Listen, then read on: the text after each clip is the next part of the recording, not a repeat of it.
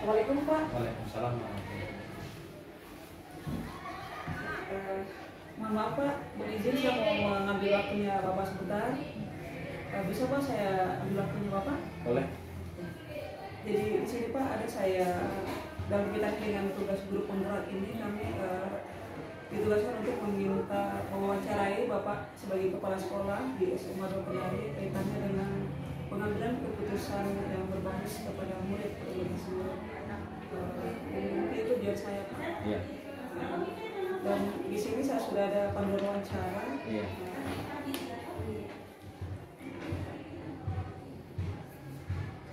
Saya identifikasi, apalagi yang menyangkut dengan masalah kasus, maka ini harus dimulai dari asesmen pengumpulan data-data, sehingga kalau dengan data yang akurat maka kita tidak asal membuat kasus-kasus itu saja, tetapi karena kita mendapatkan data yang akurat maka kita bisa mengambil kesimpulan yang lebih bijak, lebih dekat kepada siswa, kemudian tanpa mengganggu cara pandang mereka, bagaimana merubah pola pikir mereka untuk berpikir tentang karakter.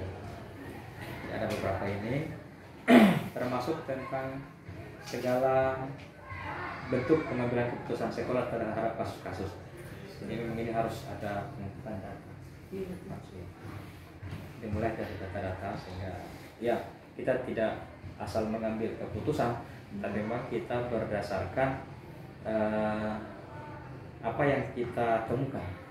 Sehingga kalau ditemukan bisa kita desain untuk lebih dekat kepada anak-anak lebih bagus, karena program yang sekarang kan pendidikan itu bagaimana memajukan, memanusiakan atau menjadikan manusia Indonesia seutuhnya, kata seutuhnya itulah yang harus kita jalankan dalam program belajar atau program pendidikan Ki Hajar Dewantara. Selama ini bagaimana Anda dapat mengidentifikasi kasus-kasus yang merupakan dilema etika atau bujukan moral? Ya.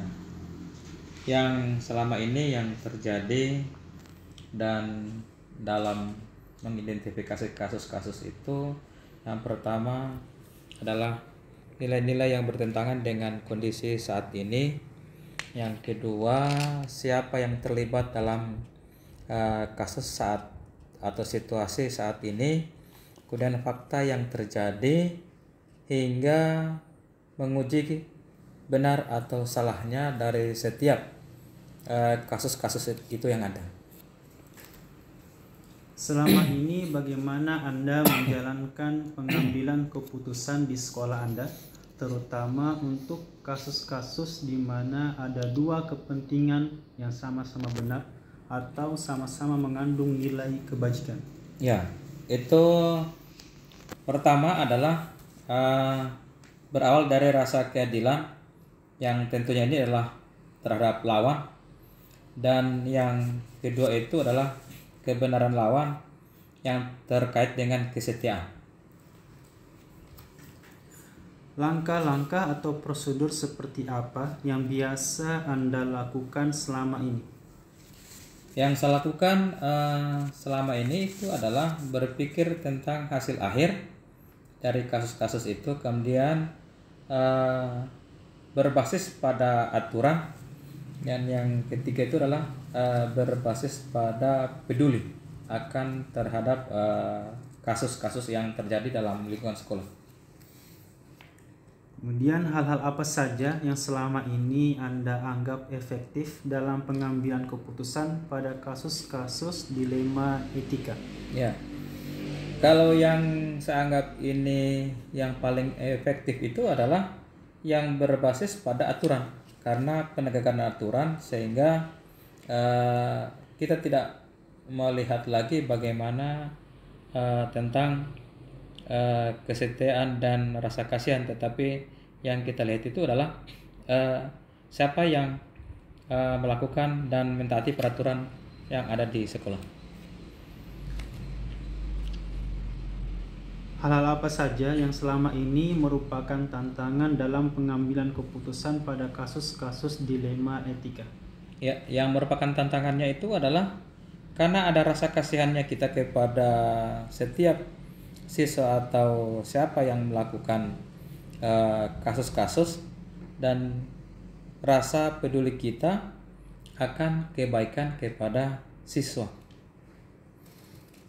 Apakah Anda memiliki sebuah tata cara atau jadwal tertentu dalam sebuah penyelesaian kasus dilema etika? Apakah Anda langsung menyelesaikan di tempat atau memiliki sebuah jadwal untuk menyelesaikannya? Bentuk atau prosedur seperti apa yang Anda jalankan? Jadi yang pertama itu dilakukan dengan menghimpun data atau investigasi kasus-kasus yang ada. Kemudian dilakukan proses pembelajaran atau proses kasus-kasus yang dialami oleh setiap individu-individu di sekolah. Lalu setelah itu kita putuskan bersama dewan guru atau stakeholder yang ada di sekolah yang berkaitan dengan penanganan kasus. Terakhir itu adalah kita lakukan refleksi sehingga apa yang kita kumpulkan datanya tadi, lalu kita proses, lalu kita mengambil putuskan memang betul-betul berpihak kepada aturan dan kemudian tidak mengurangi rasa kasihan dan kesetiaan dari setiap pelaku kasus. Adakah seseorang atau faktor-faktor apa yang selama ini mempermudah atau membantu Anda dalam pengambilan keputusan dalam kasus-kasus dilema etika? Ya, kalau kita berangkat dari faktor-faktor yang selama ini mempermudah, yaitu adalah karena terhimpunnya semua data-data yang terkait dengan kasus atau dilema etika yang ada di sekolah. Tanpa ada data ini maka kita tidak bisa melakukan investigasi, proses dan keputusan pada akhir pada refleksi. Maka yang utama itu adalah data-data dulu, sehingga pengambilan keputusannya itu adalah mendekati kepada rasa keadilan. Dari semua hal yang telah disampaikan, pembelajaran apa yang dapat Anda petik dari pengalaman Anda mengambil keputusan dilema etika? Pembelajaran yang dimaksudkan pembelajaran hari ini adalah kita lebih dewasa dan lebih bijak dalam setiap pengambilan keputusan dan termasuk di dalam berpikir secara rasa kesetiakawanan, kemudian rasa kasihan kepada setiap pelaku kasus. Nah, kalau di sini kita bisa mengambil pelajarannya, ya kita akan lebih dekat kepada siswa dan setiap orang yang melakukan atau mendapatkan kasus-kasus itu. Dan prosesnya ini adalah berada mulai dari guru piket, kemudian guru mata pelajaran, kemudian wali kelas, dan terakhir baru masuk ke BK. Setelah dilakukan di sana beberapa informasi, masuk di keputusan kekisiswaan, dan terakhir itu adalah eksekusi pada tingkat manajemen. Terima kasih.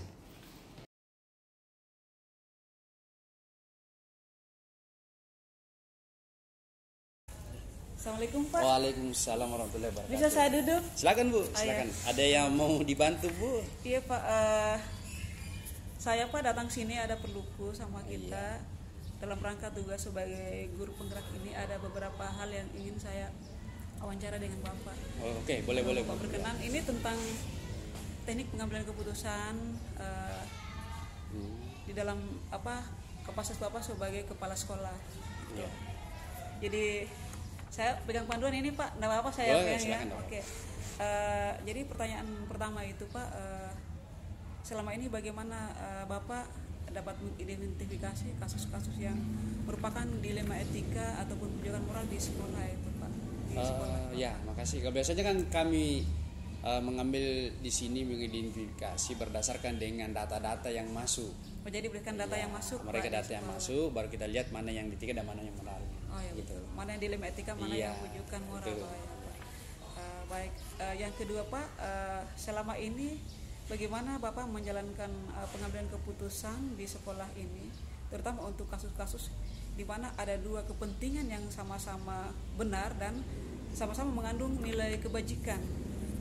Kalau biasanya begitu, kita mengambil keputusan yang ada, bukan berarti keputusan itu sepihak keluar dari saya sendiri, akan tetapi kami terkadang musyawarahkan dengan beberapa teman-teman guru yang lainnya, baru kita mengambil keputusan yang sifatnya seperti yang dua tadi itu. Ya, termasuk Sama-sama benar ya, gitu, Pak, ya. sama-sama benar. Ya, berarti ada tahap musyawarah. Ada tahap Pak, ya. musyawarah di dalamnya. Ya. Baik Pak, saya lanjut lagi di pertanyaan ketiga. Langkah-langkah atau prosedur seperti apa yang biasa Bapak lakukan selama ini dalam menangani kasus kalau ada untuk sampai pada tahap keputusan itu Pak? Pertama dulu kita mengidentifikasi dengan sampai seberat pelanggaran yang dilakukan, atau misalnya masalah yang dimunculkan itu melalui dengan kalau misalnya terjadi pada siswa, siswa itu kita lihat dulu pelanggaran apa, kita dulu identifikasi masalahnya apa dan bagaimana. Ketika hal ini bisa dimusyawarahkan dengan kita tangani secara bersama dengan pihak orang tuanya dan pihak sekolah, ya kita bisa usahakan di situ. Tetapi ketika memang dalam hal yang memang sudah di luar batas pelanggaran yang cukup berat, maka kami akan musyawarahkan dengan guru-guru kembali.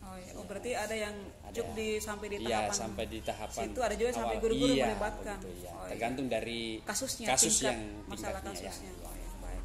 Terima kasih Pak. Selanjutnya hal-hal apa saja yang selama ini Bapak anggap sudah efektif dalam pengambilan keputusan pada kasus-kasus dilema etika? Sebenarnya sudah banyak. Misalnya pelanggaran yang dilakukan oleh anak-anak, terutama di dalam pelanggaran dalam tata tertib.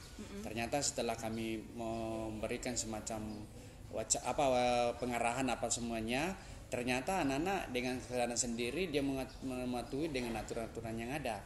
Ya, saya kira dengan kesiswaan kemarin gitu, dengan banyak informasi yang dilakukan, banyak gerakan yang dilakukan dalam kesiswaan, akhirnya alhamdulillah anak-anak kami di sekolah sudah mengalami, walaupun pada dasarnya tidak 100%, tapi pada perubahan secara signifikan terhadap pelanggaran di dalam tata tertib itu sendiri. Ada perubahan Pak ya? Ada. Saya kira itu berarti sudah masuk agak efektif lah. Iya. Berikut, hal-hal apa saja yang selama ini merupakan tantangan dalam pengambilan keputusan pada kasus-kasus dilema etik ini Pak? Ya, ini yang biasanya ketika tantangan itu terjadi, karena namanya juga manusia, terkadang ada yang pro dengan itu dan yang kontra dengan informasi seperti itu.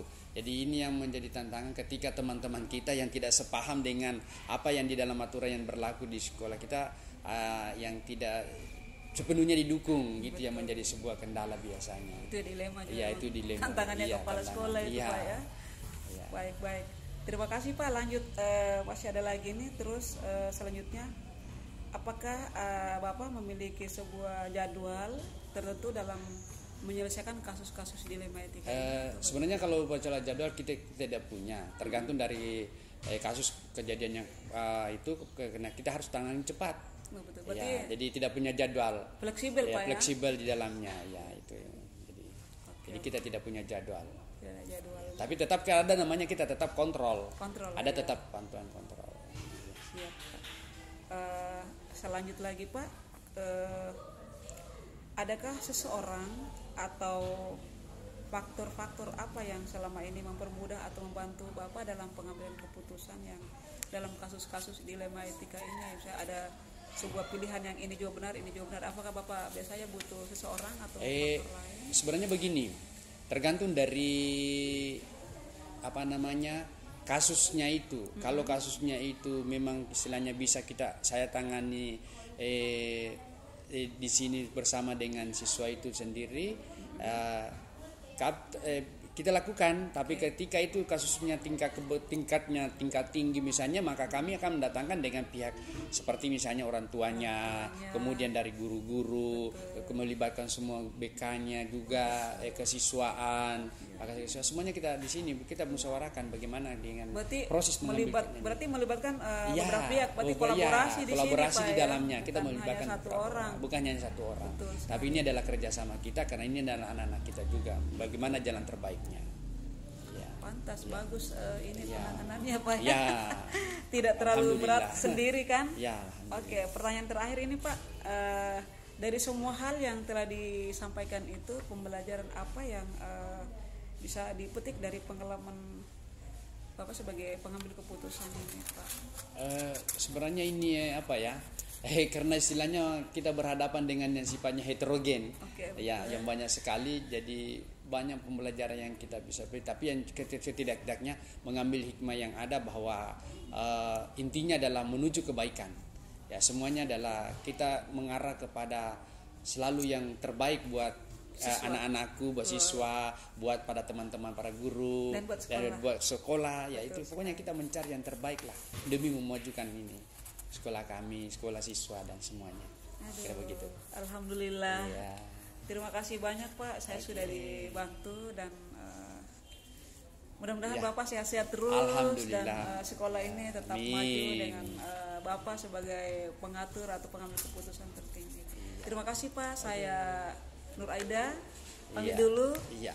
Mari Pak Mus, terima kasih banyak. Terima kasih banyak Bu. Terima kasih Pak. Saya mau pamit dulu ini Pak. Iya, oke.